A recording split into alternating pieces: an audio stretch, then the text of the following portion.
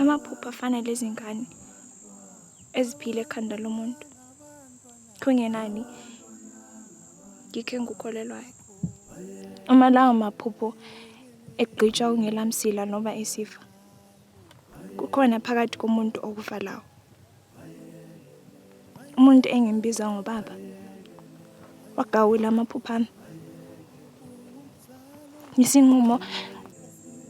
Isinqumo esisodwa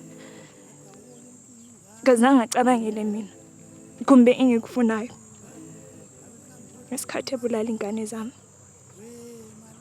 Wathatha isando wacobodisa yonke into. Umuntu ogcwele ukuzithanda yena, umuntu ogcwele intukuthelo.